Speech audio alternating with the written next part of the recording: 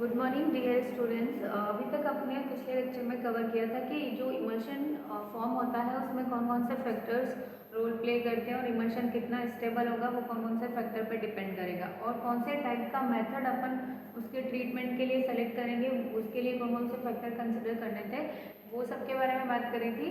आज अपन बात करेंगे कि जो इमल्सिफाइंग एजेंट था वो क्या काम करता है या उसका इमल्शन फॉर्म होने में कैसे रोल प्ले होता है। ठीक है, तो बात करते हैं कि इमल्सिफाइंग एजेंट क्या होता है और उसके एक्शंस क्या होते हैं। ठीक है, तो फर्स्ट ये क्या करता है कि जो भी इंटरफेशियल टेंशन होता है उसको डिक्रीज करता है। उसको डिक्रीज करने से क्या होता है कि जो वाटर के ड्रॉपलेट्स हैं उनको और स्मॉल कर देता है और स्मॉलर ड्रॉपलेट्स में कन्वर्ट करता है। ठीक है, उसकी वजह से जो लार्जर ड्रॉपलेट्स होती है वो फॉर्म नहीं होती है, जो कि क्विकली सेटल डाउन हो जाती है लार्जर ड्रॉपलेट्स। तो वो फॉर्म नहीं होने से वो क्या होता है कि और जो इमल्शन है उसको स्टेबल बनाने में या क्रिएट होने में हेल्प करता है, क्योंकि वो ड्रॉपलेट्स को छोटा करता है। और वो छोटी कैसे होती है ड्रॉपलेट्स, क्योंकि इंटरफेशियल टेंशन रिड्यूस कर देता है। ठीक है, नेक्स्ट है it forms a viscous coating. ये क्या करेगा कि जो भी ऑयल की जो वाटर की ड्रॉपलेट्स हैं उनके वहाँ पे क्या करेगा, एक विस्कस कोटिंग, उनके चारों तरफ एक विस्कस कोटिंग फॉर्म कर देगा। ठीक है, अगर अपन बात करते हैं इसे कि ये जो वाटर की ड्रॉपलेट्स होगी, टाइनी टाइनी ड्रॉपलेट्स, ठीक है, उस पर क्या करेगा, एक उसके चारों तरफ एक कोटिंग फॉर्म कर देगा। और इस कोटिंग की फॉर्म होने की वजह से जो ड्रॉपलेट्स हैं जब वो कोलाइड होती है, कोलाइड होके वो कोइलांस होके बड़ी ड्रॉपलेट में कन्वर्ट होना चाहती है, कन्वर्ट होती है, तो वो क्या करेगा, ये कोटिंग फॉर्म होने की वजह से ये ड्रॉपलेट्स आपस में कोलाइड होने पे भी कोइलांस नहीं होगी। ठीक है, तो ये एक तो इंटरफेशियल टेंशन को डिक्रीज करेगा, दूसरा एक विस्कस कोटिंग फॉर्म करेगा। ठीक है, और जो ये इमल्सिफाइंग एजेंट्स होते हैं ये क्या करते हैं कि पोलर मॉलिक्यूल्स भी होते हैं। जो पोलर मॉलिक्यूल्स होते हैं वो भी इमल्सिफाइंग एजेंट का काम करते हैं। तो ये इमल्सिफाइंग एजेंट अगर पोलर मॉलिक्यूल है तो ये क्या करते हैं कि अपने आप को एक सिंगल डायरेक्शन में अलाइन कर लेते हैं। ठीक है, जैसे कि इलेक्ट्रिकल चार्जेस हैं, अगर सेम इलेक्ट्रिकल चार्जेस हैं वो एक दूसरे को रिपेल करते हैं।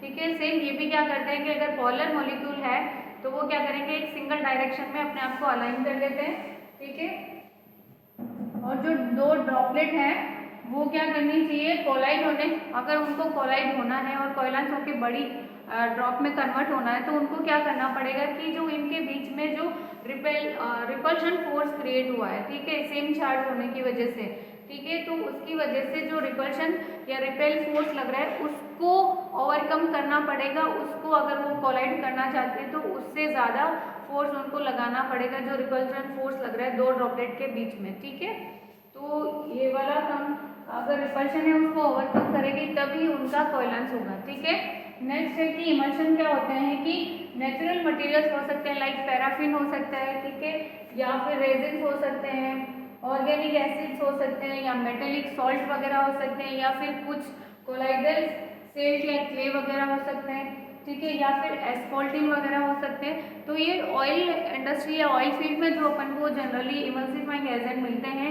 क्रूड ऑयल के साथ, वो जनरली यही होते हैं। ठीक है, ये होता है आपका इमल्सिफाइंग एजेंट जो काम क्या करेगा, इमल्शन को क्रिएट करने में हेल्प करेगा। ठीक है, और हेल्प कैसे करेगा, जैसे अपन ने देखा कि इंटरफेशियल टेंशन है उसको डिक्रीज करेगा ताकि बड़ी ड्रॉपलेट्स में कन्वर्ट नहीं हो। ठीक है, या फिर उनके जो छोटी ड्रॉपलेट्स है उनके वहाँ पे एक विस्कस कोटिंग या फिल्म क्रिएट कर देगा, उसकी वजह से वो आपस में कोलाइड नहीं कर पाएगी। ठीक है, नेक्स्ट देखते हैं अपन डी इमल्सिफायर। डी इमल्सिफायर क्या होता है, emulsion can be broken thermally और केमिकली। जो अपने इमल्शन क्रिएट हुआ है उसको अपन थर्मली मतलब हीट प्रोवाइड करके ब्रेक कर सकते हैं, या फिर कुछ केमिकल ट्रीटमेंट या कुछ उसमें केमिकल्स ऐड करके उसको अपन ब्रेक डाउन कर सकते हैं। ठीक है, तो अगर अपन कुछ केमिकल्स यूज करके किसी भी इमल्शन को ट्रीट कर रहे हैं या उसको ब्रेक डाउन कर रहे हैं, तब अपन जो केमिकल यूज कर रहे हैं उस इमल्शन को ब्रेक करने के लिए उसको बोलते हैं अपन डी इमल्सिफायर। और डी इमल्सिफायर को यूज करने का मेन पर्पज ये होता है कि जो भी अपना इमल्सिफाइंग एजेंट है उसके एक्शन को न्यूट्रलाइज करें। ठीक है, तो डी इमल्सिफायर जनरली क्या होता है कि demulsifier which we use to break the emulsion which are sold under various trade names. ठीक है, जो ये डी इमल्सिफायर्स होते हैं अगर अपन खरीदने जाएंगे मार्केट में तो अलग अलग केमिकल्स और अलग अलग ट्रेड के नाम से उनके जो ट्रेड नेम्स होंगे वो डिफरेंट डिफरेंट होंगे, उनके अंदर वो मिलेंगे। ठीक है, अब ये क्या करें, देख टू न्यूट्री वो उनका एक्शन या उनकी जो यूज करने का मेन पर्पज है वो क्या करेंगे कि neutralise the effect of emulsifying agent. जो इमल्सिफाइंग एजेंट वर्क कर रहा है इमल्शन को इमल्शन को क्रिएट करने के लिए। ठीक है, डी इमल्सिफायर क्या करेगा कि उसका जो एक्शन है इमल्शन को क्रिएट करने का उसको न्यूट्रलाइज करेगा। ठीक है, there excessive use can be decrease the surface tension. अगर अपन डी इमल्सिफायर को बहुत ज़्यादा एक्सेसिव अमाउंट में यूज करेंगे तो वो क्या करेगा, एज ए इमल्सिफाइंग एजेंट काम करने लग जाएगा, मतलब वो सरफेस टेंशन को डिक्रीज करेगा और उसकी वजह से जो वाटर ड्रॉपलेट्स हैं, ठीक है, वो लार्जर ड्रॉपलेट्स में कन्वर्ट हो रही थी, वो उनको कन्वर्ट नहीं होने देगा। ठीक है, वो छोटी ड्रॉपलेट्स में ही रहेगी।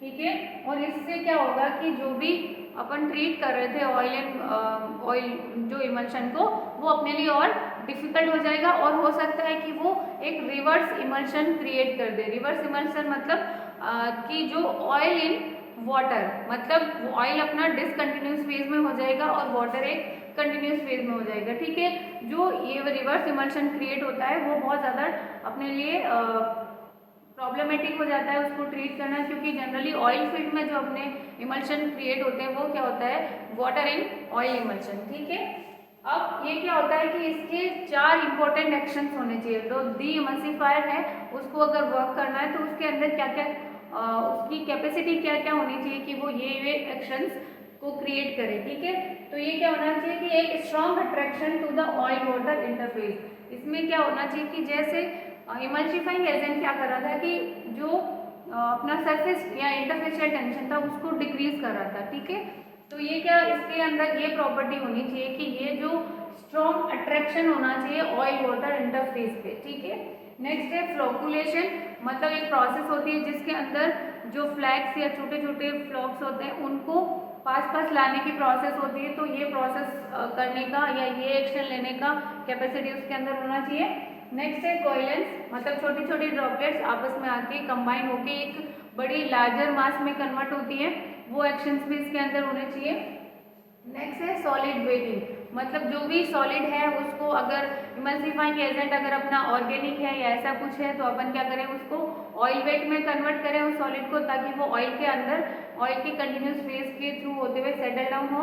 या फिर अगर कोई ऐसे वाटर बेस्ड मड वगैरह भी बहुत सी बार इमल्सिफाइंग एजेंट का काम करती है जो ड्रिलिंग मड होती है अपनी। ठीक है, तो अगर वाटर बेस है तो उसको अपन वाटर वेट करें ताकि जो कुछ सॉलिड हैं जो वाटर वेट होने से सेटल डाउन हो सकते हैं, तो जो इमल्सिफाइंग एजेंट है उसके अकॉर्डिंग वो उस सॉलिड को उसकी वेटेबिलिटी प्रोवाइड करे कि वो वाटर वेट में कन्वर्ट होने से सेटल डाउन हो रहा है या फिर ऑयल वेट में कन्वर्ट होने से सेटल डाउन हो रहा है। ठीक है, नेक्स्ट बात करते हैं डीइमल्सिफायर और क्या करेगा, when these actions are present they promote the separation.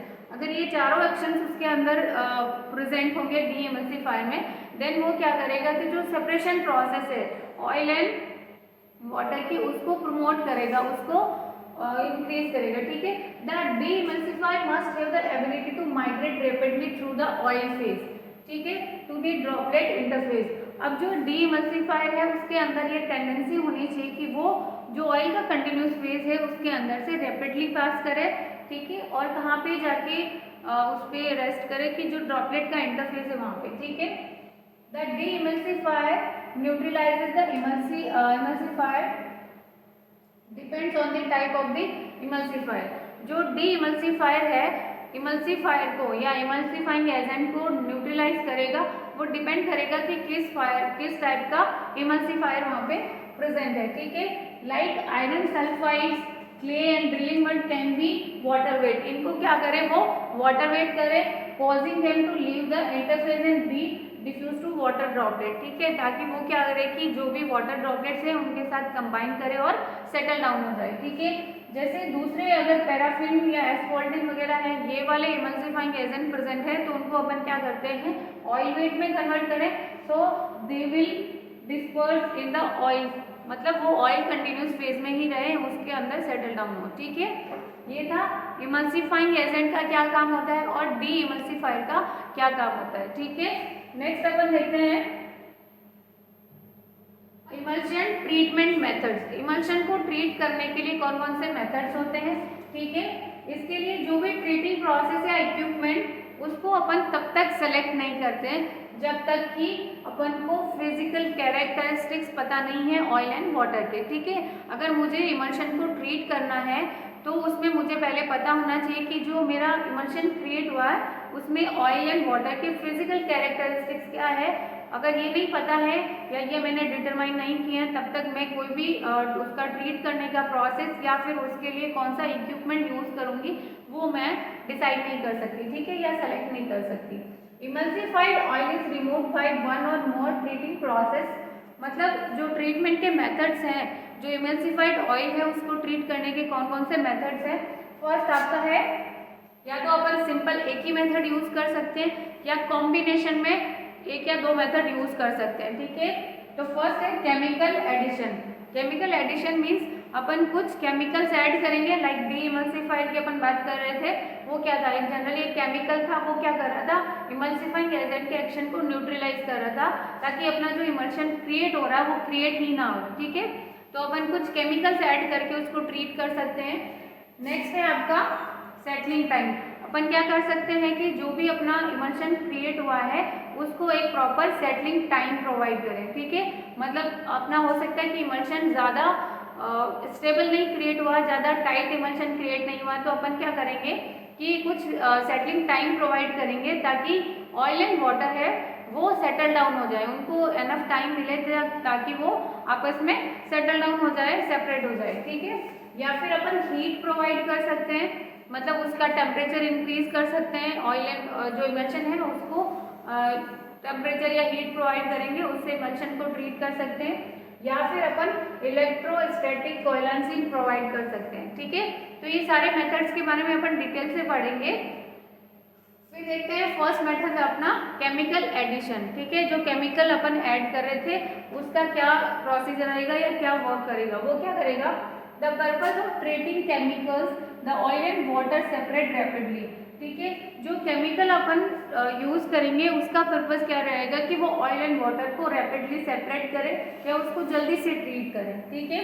Breaking of the oil film around the water droplets, मतलब अपन ने जब बोला कि इमल्शन क्रिएट हुआ तो अपन ने बोला कि अपना क्या था, ऑयल कंटिन्यूस फेज में है और वाटर क्या है, वाटर ड्रॉपलेट्स डिस्पर्स फेज में है, ठीक है। और वो उसके अंदर सस्पेंशन में है। वो डिस्पर्स फेज में सस्पेंशन में क्यों हो रही है, क्योंकि जो भी वाटर ड्रॉपलेट्स है उनके अराउंड एक कोटिंग बनी है, किसकी, ऑयल की फिल्म बनी है, उसकी वजह से वो सस्पेंशन में है, ठीक है। तो जो अपन केमिकल ऐड करेंगे उसका वर्क क्या रहेगा कि वो क्या करें, जो भी ऑयल फिल्म वाटर ड्रॉपलेट्स के अराउंड क्रिएट हुई है उसको ब्रेक डाउन करें ताकि जो वाटर ड्रॉपलेट्स है वो आपस में कोलाइड करें, बड़ी ड्रॉपलेट में कन्वर्ट हो और सेटल डाउन हो जाए, ठीक है। तो ये क्या करेगा, ऑयल फिल्म को वो ब्रेक डाउन करने का काम करेगा। और जो केमिकल्स है फॉर विच कौन सा केमिकल अपन को सेलेक्ट करना है उसके लिए एक बॉटल टेस्ट होता है, उसके थ्रू अपन देखते हैं कि केमिकल कौन से टाइप का अपन को यूज करना है, ठीक है।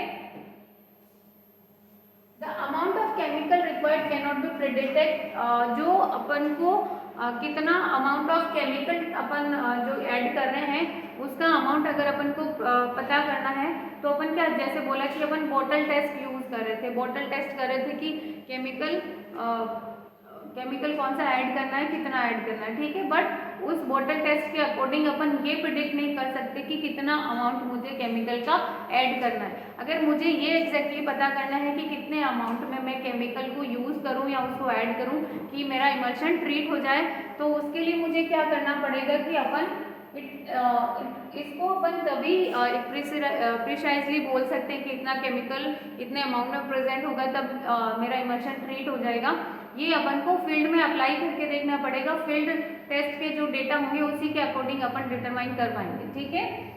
Whenever change of chemical treating process, field tests are to be carried out. अगर मुझे ट्रीटमेंट का प्रोसेस चेंज करना है या फिर मैंने जो पहले केमिकल यूज किया है उसको भी मुझे चेंज करना है, तो जब भी ऐसा होगा कि मुझे केमिकल जो मैं यूज करी थी ट्रीटमेंट के लिए वो मुझे चेंज करना है या मेरा जो ट्रीटमेंट का प्रोसीजर है मुझे उसको चेंज करना है, देन अपन हमेशा क्या करेंगे कि फील्ड टेस्ट करेंगे पहले और उसके अकॉर्डिंग अपन देखेंगे कि क्या मुझे डिजायरेबल या एफिशिएंट रिजल्ट मिल रहे हैं, क्या मेरा जो इमल्शन फॉर्म हुआ है वो अच्छे से ट्रीट हो रहा है।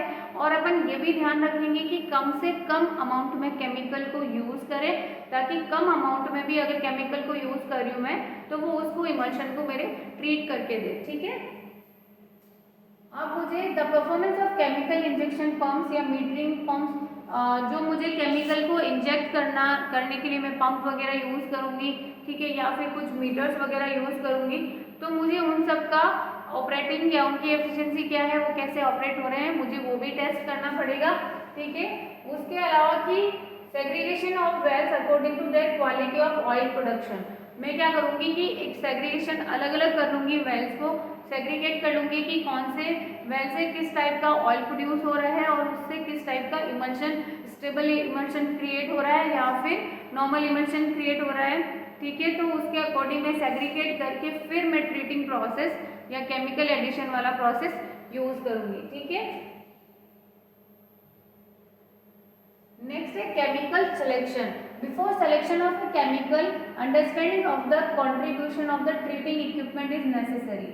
ठीक है, इसका मतलब क्या हुआ कि मैं जो भी केमिकल यूज करने वाली हूँ या उसको सेलेक्ट करने वाली हूँ, तो उससे पहले मुझे ये देखना पड़ेगा कि जो मेरा ट्रीटमेंट के लिए इक्विपमेंट यूज कर रही हूँ उसका कितना और क्या कंट्रीब्यूशन है उस ट्रीटिंग प्रोसेस में, वो मुझे पता होना चाहिए। ठीक है, इसके लिए अपन को क्या करना पड़ेगा कि कुछ डिफरेंट चीज़ों को देखना पड़ेगा। ठीक है, उसमें मैं मेरे को देखूंगी कि जो सेटलिंग टैंक है मेरा, ठीक है, वो क्या है, उसकी साइजिंग क्या है। उसके अलावा मैं अगर वर्टिकल हीटर ट्रीटर यूज कर रही हूँ या फिर हॉरिजॉन्टल हीटर ट्रीटर यूज कर रही हूँ, ठीक है, या फिर मुझे जो ट्रीटमेंट प्रोसेस यूज कर रही हूँ उसमें मैं सेटलिंग टाइम कितना रख रही हूँ कि मेरा जो भी वाटर ड्रॉपलेट्स अगर कन्वर्ट हो रही है लार्जर ड्रॉप में तो उसको सेटल डाउन होने में कितना टाइम लगेगा। ठीक है, या मैं उसको कितना रिटेंशन टाइम प्रोवाइड करूँ। ठीक है, वहाँ पे ऑयल जो प्रेजेंट है या इमल्शन जो क्रिएट हो रहा है उसका विस्कोसिटी क्या है। ठीक है, या फिर अगर मैं हीट उसको प्रोवाइड करूँ तो हीट के क्या क्या इफेक्ट्स आ रहे हैं उस पर, तो ये सारी चीज़ें मुझे वहाँ पे पहले कंसिडर करनी होगी। देन मैं सेलेक्ट करूँगी कि मुझे किस टाइप का केमिकल वहाँ पे यूज करना है। ठीक है,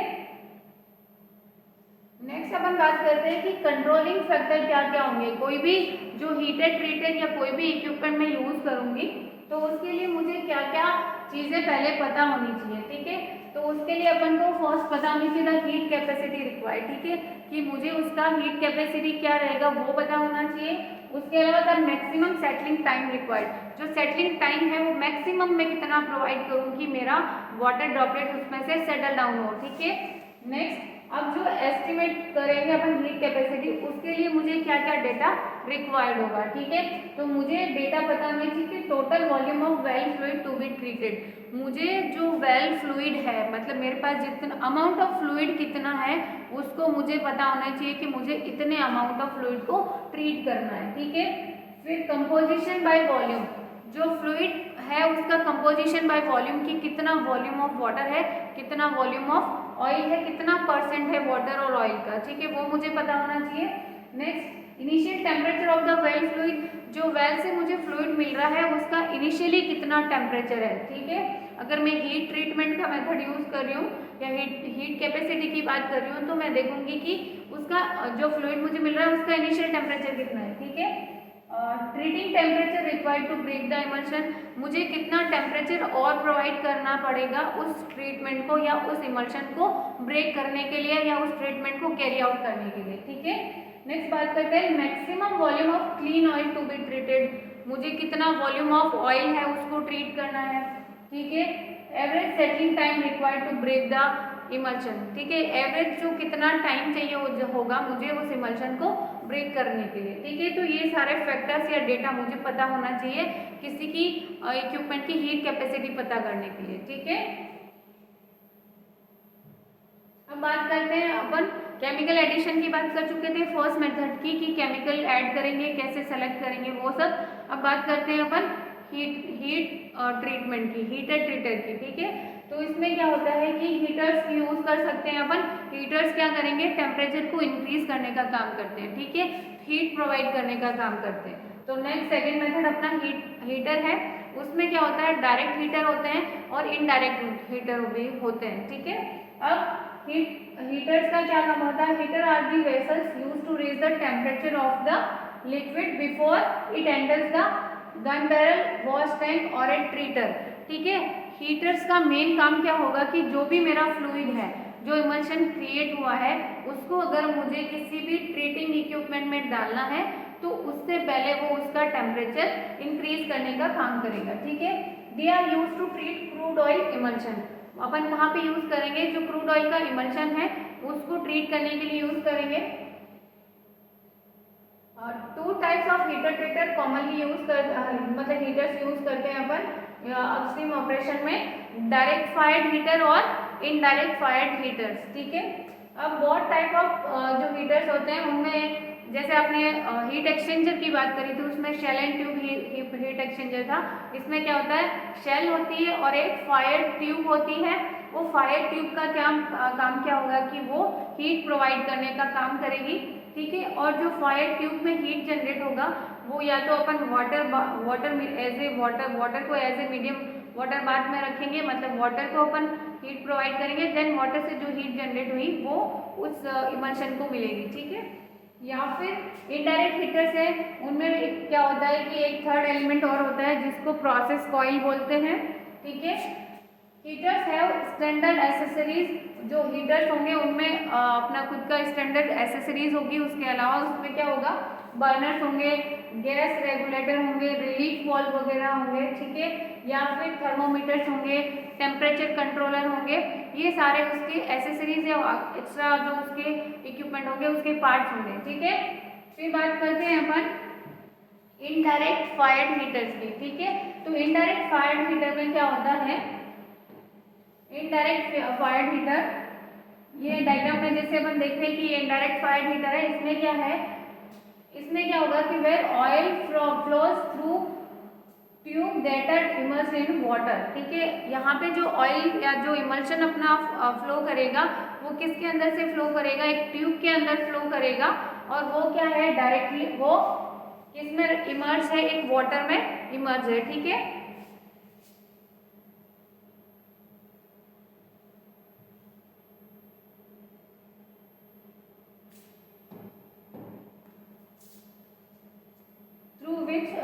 tube that are immersed in water which in turn heated by a fire tube, ठीक है। जो ऑयल फ्लो हो रहा है वो एक शेल या ट्यूब के अंदर फ्लो हो रहा है, और इस ट्यूब को अपन ने किसके अंदर रखा है, एक वाटर बाथ के अंदर रखा है या वाटर के अंदर रखा है। अब अपन यहाँ पे क्या कर रहे हैं, एक फायर ट्यूब लगा रखी है। ये जो ट्यूब देख रहे हैं अपन, ये वाली, ठीक है। इस ट्यूब का क्या काम होगा, इसके अंदर अपन क्या करेंगे, एक फ्यूल सोर्स इसको प्रोवाइड करेंगे, ठीक है, या गैसेस वगैरह यूज करेंगे, और गैस और एयर का मिक्सचर क्या होगा, कंबशन क्रिएट करेगा, उस कंबशन से क्या होगा, हीट प्रोड्यूस होगी, और ये हीट क्या होगी, इसके अंदर ये जो फायर ट्यूब है ये हीट किसको प्रोवाइड करेगी, इस वाटर को, यहाँ पे क्योंकि वाटर प्रेजेंट है, और ये वाटर जब हीट होगा तो ये वाटर की हीट की वजह से ये जो ट्यूब है जिसके अंदर अपना इमल्शन फ्लो कर रहा है वो हीट इसको मिलेगी, और ये क्या मिल रही है, इनडायरेक्ट हीट मिल रही है। जब भी अपन हीट कर रहे हैं वो हीट डायरेक्टली उसको नहीं मिल रही है, इसलिए इसको बोलते हैं इनडायरेक्ट फायर्ड हीटर, ठीक है। अब इसमें क्या होता है कि जो भी जरूरी नहीं कि अपन इसको फायर ट्यूब के थ्रू ही हीट प्रोवाइड करें, हो सकता है कि अपन उसको अदर सोर्सेज भी यूज करें, ठीक है।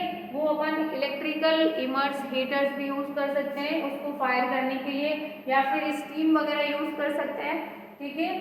और ये क्या करते हैं कि कांस्टेंट टेम्परेचर मेंटेन करते हैं, और क्या होते हैं, सेफ होते हैं कंपेयर टू डायरेक्ट हीटर्स, ठीक है। ये इनडायरेक्ट हीटर्स होते हैं वो ज़्यादा सेफ होते हैं, अगर सेफ्टी कंसर्न से बात करेंगे तो इनडायरेक्ट हीटर्स ज़्यादा रिलायबल होंगे। फिर बात करते हैं अपन direct fired heaters. Direct fired heater में क्या होगा कि oil flows through the inlet distributor and heated directly by a fire box, ठीक है। इसमें क्या होगा कि जो भी अपना डिस्ट्रीब्यूटर में ऑयल आएगा या इमल्शन आएगा, ऑयल इमल्शन, वो क्या होगा कि डायरेक्टली फायर्ड होगा, एक फायर बॉक्स लगा होगा उससे, ठीक है। Direct fired heaters are quick to reach the desired temperature. इसमें क्या होता है कि जो भी हीट है वो डायरेक्टली इमल्शन को मिल रही है, तो उसमें क्या होता है कि जो भी अपन को ट्रीटमेंट का टेम्परेचर रिक्वायर्ड होगा उसको रीच करने में इसको बहुत कम टाइम लगेगा, ये जल्दी से उसको रीच कर जाएगा। ठीक है, ये efficient, they are efficient 70 to 95% efficient कब होंगे?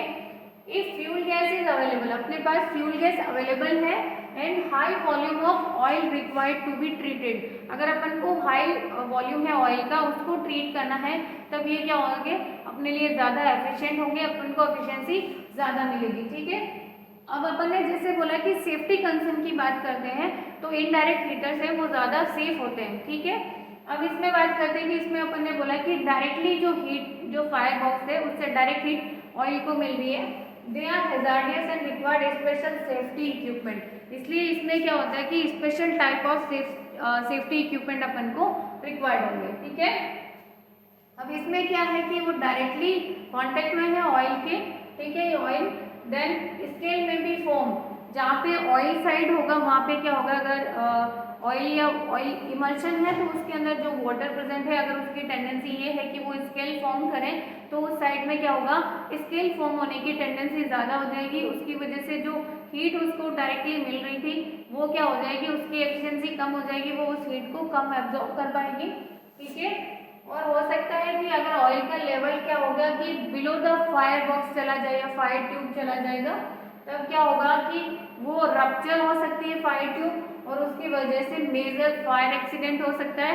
ठीक है, तो ये थोड़े से रिस्की टाइप के हीटर्स होते हैं। ठीक है, इसलिए अपन को इसके लिए स्पेशल टाइप के सेफ्टी इक्विपमेंट पहले से ही इंस्टॉल करके रखने होते हैं। ठीक है, अब जो नए डायरेक्ट हीटर्स हैं, जो नए डिजाइन आए हैं उसमें क्या है, new direct heaters all the 3 treatments are included, इसमें क्या जो नए अपने डायरेक्ट हीटिंग इक्विपमेंट या डायरेक्ट हीटर्स हैं, डायरेक्ट फायर हीटर्स, उसमें क्या होता है कि तीनों जो भी टाइप के इक्विपमेंट्स हैं उनको अपन एक साथ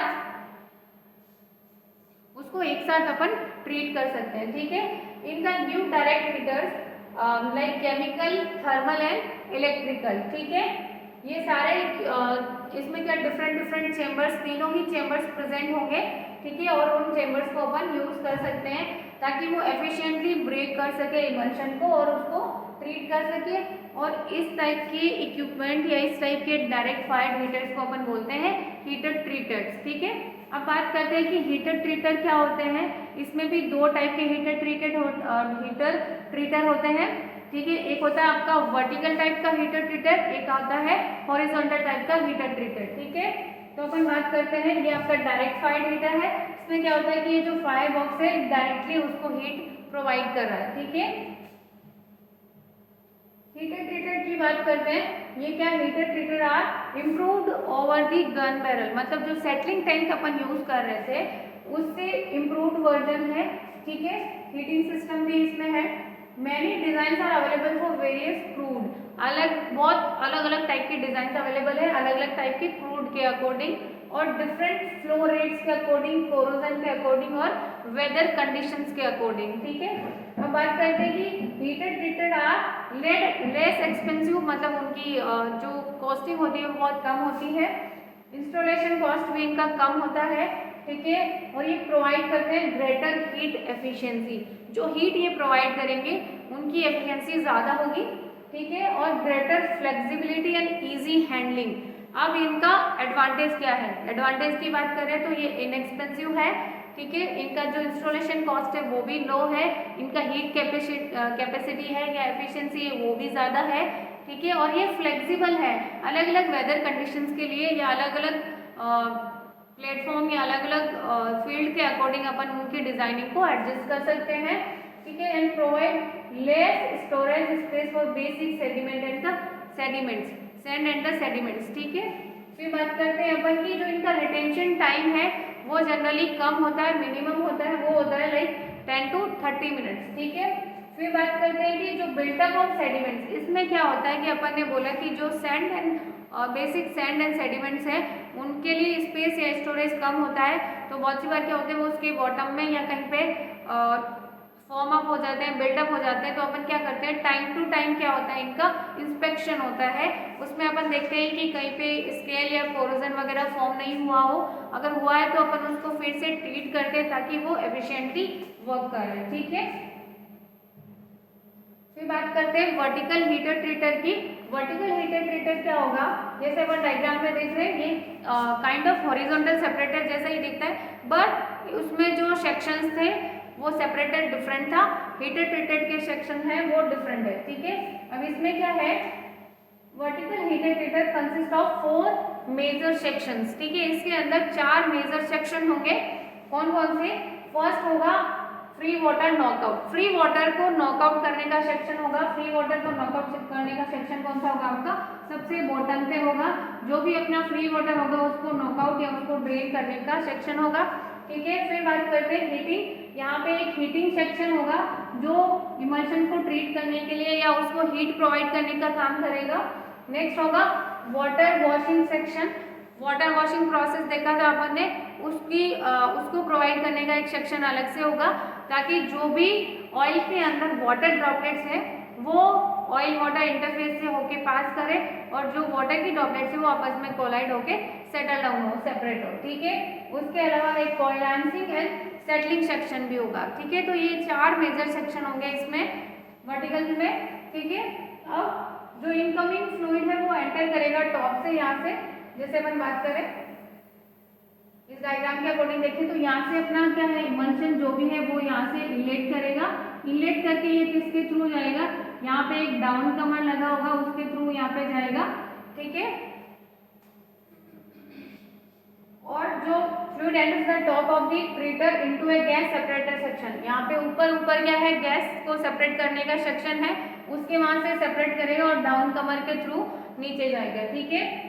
where gas separate from the liquid, इस सेक्शन में क्या होगा कि अगर कुछ अमाउंट में गैस प्रेजेंट है तो वो यहाँ से सेपरेट हो जाएगी और गैस आउटलेट के थ्रू गैस आउटलेट पे मिल जाएगी और वो बाहर निकल जाएगी, ठीक है।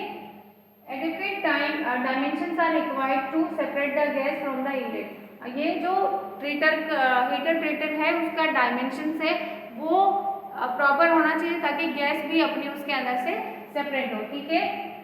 फिर if it is located down stream of A separator, अगर ये सेपरेटर के बाद में लगा हुआ है हीटर ट्रीटर, देन क्या होगा, जो गैस सेपरेशन सेक्शन है वो बहुत स्मॉल होगा क्योंकि अपन सेपरेटर में मोस्ट ऑफ द गैस को रिमूव कर देते हैं, ठीक है।